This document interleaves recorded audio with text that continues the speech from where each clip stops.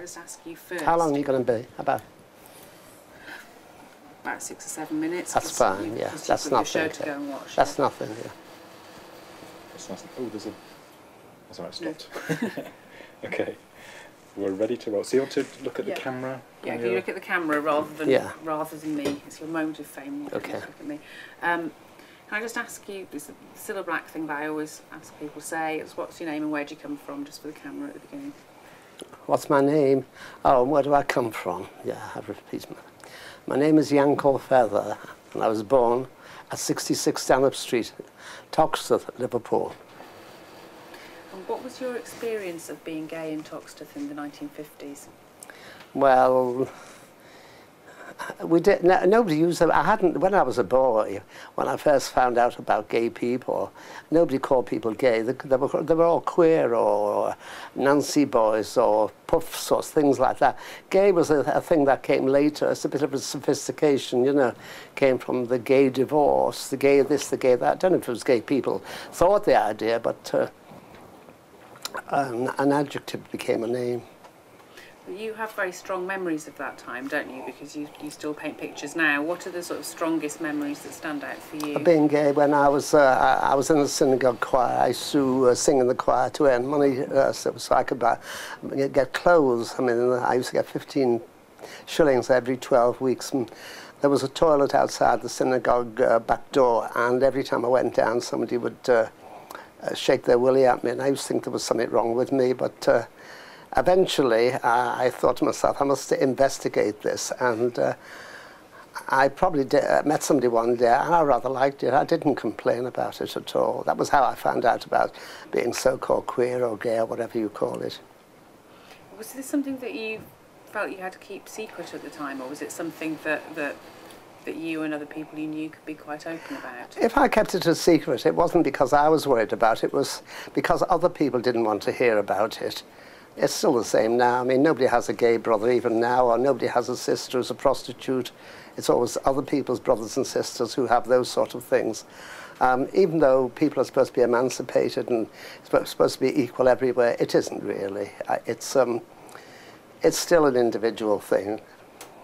We were talking earlier to Maureen Duffy, who was obviously living in London during this period, and talking about threats from the police and the legal position at the time. Yes. Did you ever feel threatened or in a difficult Well, situation? I never personally sort of became involved with the police. I never stood on street corners. I never lingered in toilets longer than necessary. But boys I used to meet boys in pubs who'd just been beaten up, and boys who would tell me stories about their friends throwing themselves in front of trains and things because they had to go before the magistrates in a couple of days. I used to hear all these things about the way people... I personally was fortunate, it never happened to me, but then I kept out of their way. And we were looking at your paintings upstairs. Yes. What inspired you to do those?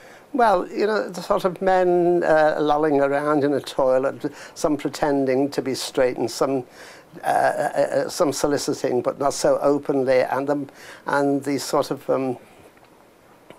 the movements amongst the men in the certain stores. I mean, although one didn't look at it, one was aware of it all the time, and it stayed in my memory, sort of the movement of these men as they would move around, the way they would approach the place, the way they would linger, or those who would be, for certain reason, afraid because they'd met somebody a week before who would blackmail them or something like that. There were so many reasons, but from a human point of view, they were very interesting.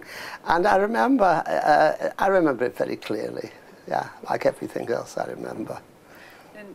In that situation, was it easy to make friends with people? You sound as if you have quite warm memories of those people. Well, I remember it was during the war when I'd come out the army. I used to stand on the street corner with 2 or 3 other boys. I was ashamed of myself in case people would look out of windows and see me, or any of my family would hear that I was standing on the street corner. And you would stand a couple of hundred yards away from a toilet, and people would give you messages that so-and-so are arriving, or the police are on the way, or things like that. There were no gay bars in those days, and gay people didn't have any money. There were no gay relationships. So gay people didn't didn't congregate together, otherwise the place would be raided. So although you stood in a bar having a drink, you never spoke to the person next to you. You might have looked at them, you might have winked at them, but you never spoke to them. And it was it wasn't a social thing. It was something, I suppose it came naturally to people looking for what they were looking for. Do you think that, what do you think are the best changes you've seen in Liverpool over the years? Best changes now? Well, I mean, I only arrived today and it's like the whole place is like a building site. I think because of it's likely to become a city of culture,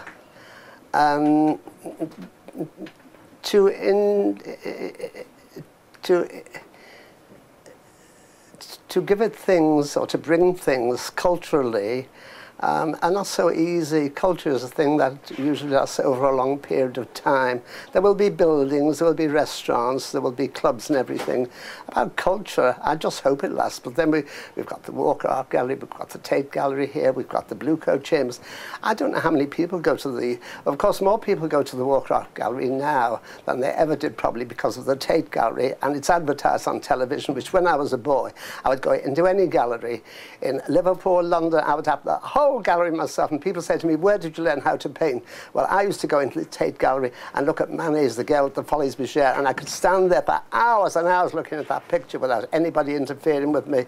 Or Philip II's Velasquez's portrait of Philip II, and I would look how he'd done it, and this is how I learned to paint. The whole gallery was empty. Try and do that now, my goodness me. Thank you, that's great. Thank you.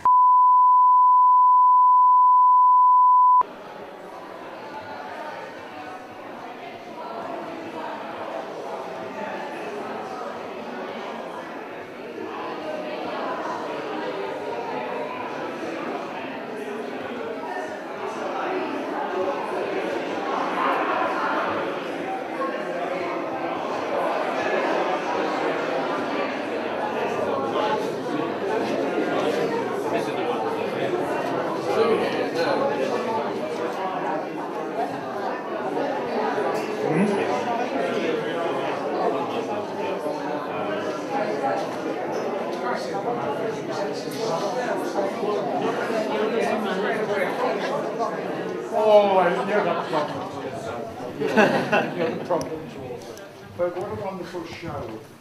What a wonderful show. It's come on at a pace since last year. I don't know how you do it. Well, this year has been... No, be quiet. This is my time. we had half an hour of you last time after the guest. We've done a quick 5 minutes. But I just want to say that I love the evocation of the dance halls, and the one downstairs especially just takes me right back, because that's about our period, isn't it? That's right. Popping in the dance halls. Yeah. And these beautiful, the inspiration that Brighton has done for you. It's been you're a remarkable man. It was difficult if you without keep Cliffs. Quiet for 2 seconds. It was difficult without Cliffs. Without Cliffs. I know what Cliff will come back. But should be quiet. I just want to say that never mind the weather, never mind the rain. The art of Yankel Feather has brought us here again. We tried him on a tether. We tried him on a rein. But the art of Yankel Feather will not answer to restrain. Very much. Excellent.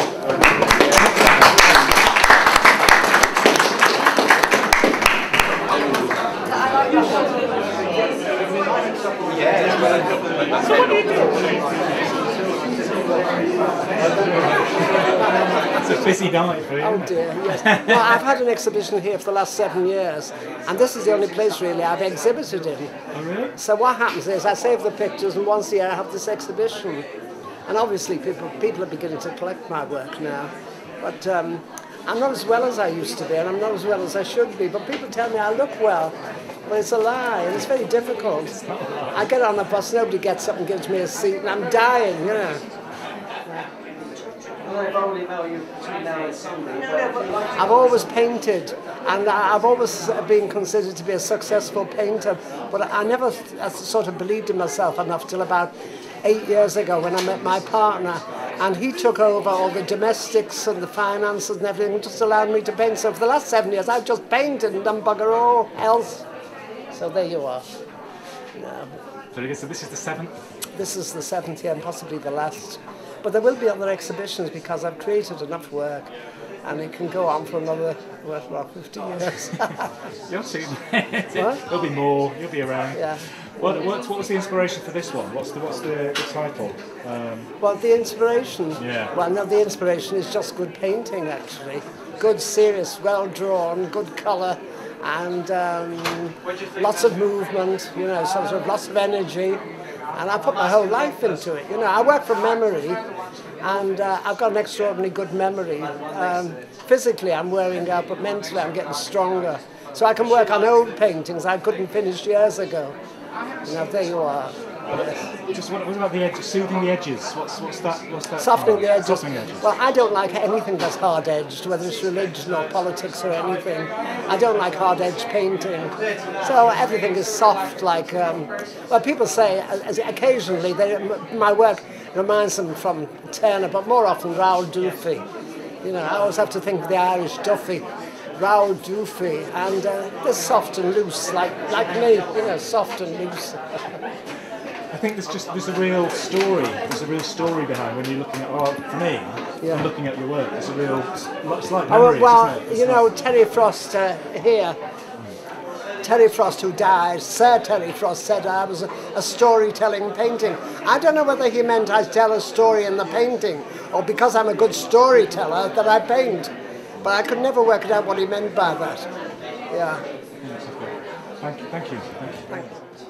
The emotions and the memory, all those things are just It's just fantastic. It's so lively. And these ballroom scenes are the things that I like, because that's how I met my husband 50-something years ago. And it just reminds me of that.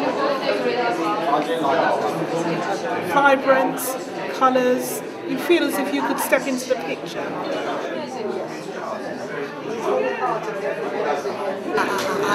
I was talking to a girl for about a quarter of an hour, and I thought to myself, she's an attractive girl and she's very interesting, and I thought, who is she? But I kept the conversation going. After about a quarter of an hour, I said, oh my God, you're Bev, aren't you? And she said, yes. And I thought, oh, I hadn't recognised you. How did I do? She said, you did fine. I didn't know you didn't know who I was. If you'd like to come, are you around tomorrow? Give me a call, or I'll give you a call with your address. I'll give you a call. It's busy, isn't it? Lots of people. Yes. How are you? We've taken one off your hands for you, so there's one less to carry home. Which one? You've got the invitation. We haven't got a Brighton scene, No. so we've got the Brighton scene upstairs at the back on the right hand side.